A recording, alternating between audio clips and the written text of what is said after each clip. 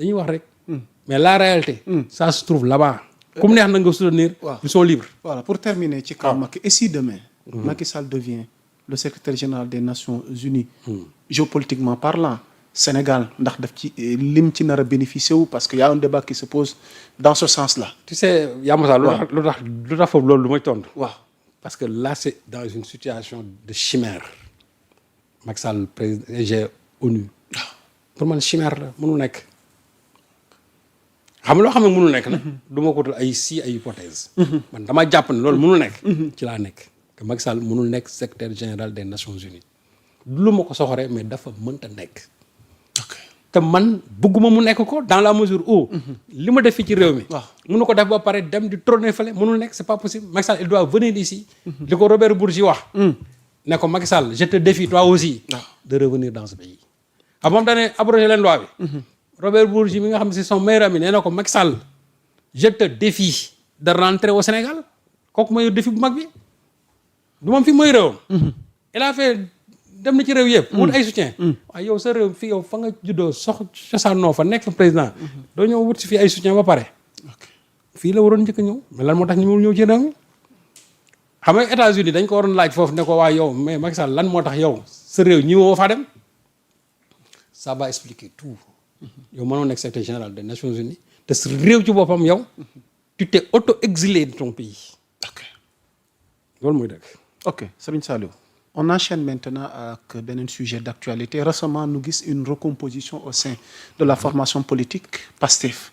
ci njiital Ousmane Sonko muy leader bi di président ba.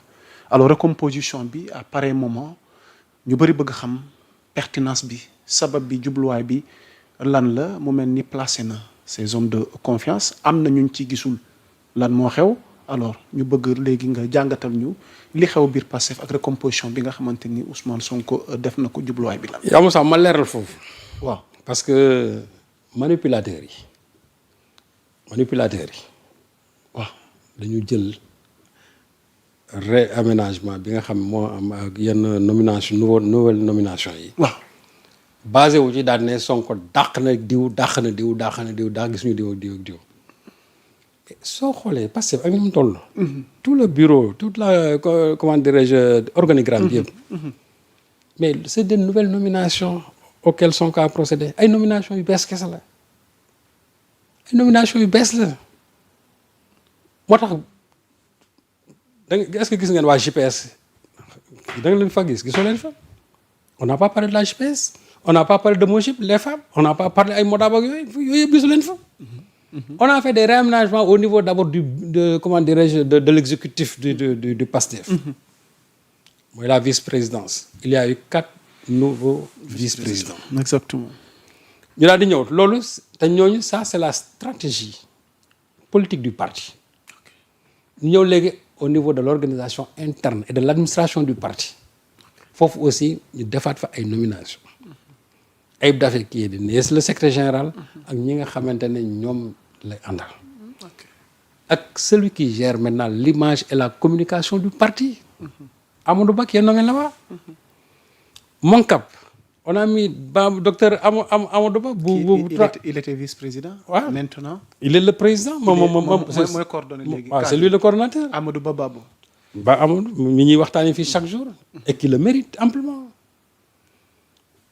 Au niveau de la logistique au niveau de la formation Malick Sy là-bas Assane Mbengue fële au niveau de la logistique exactement.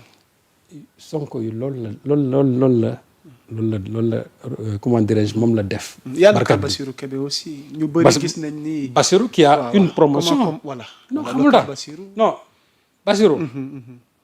c'est quelqu'un boo xam ne nii quand même qui a le Pastef dans l'âme. donc jaadu na tey fi ñu ko teg. et ça c'est une réponse par rapport ak li nga xamante ne. moo xew barki dem. c'est ça la question que je voulais te poser. Serigne Saliou, est-ce une réponse politiquement parlant? Non, c'est une réponse. Tuuti à titre d'illustration. Cartographie bi. nouvelle tête yi ak image bi. C'est une réponse. ok parce que Bassirou bu ñu ko jëlee fële limogé fa pas parce que par défaut de résultat. mais pour des raisons purement politiques ñu moo tax ñu jëlee ko fa. léegi aussi pour des raisons politiques. Sonko l'a promu vice-président. et je crois que lii. dafay faj. li nga xam ne moo ko dal barki dem dans l'exécutif. ok parce que bu ñu ko dàqee fële c'est vrai que fii ñëw fii pour avoir un salaire. mais am na dayoo léegi ci biir parti bi. pour wane ne c'est pas n'importe qui moom la ñu dàq barki dem parce que bu doon am Ousmane ñàpp la ñu dàq bu ñëwee fii Sonko du ko jël teg ko fële mais dès l'instant que ñu dàq ko ba pare fii mu am fi promotion au sein du parti. c'est la meilleure réponse politique par rapport à ce qui lui est arrivé au sein de l'exécutif. man de vraiment nomination yëpp bii nomination moomu ci gën neex parce que dafay faj lu bëri.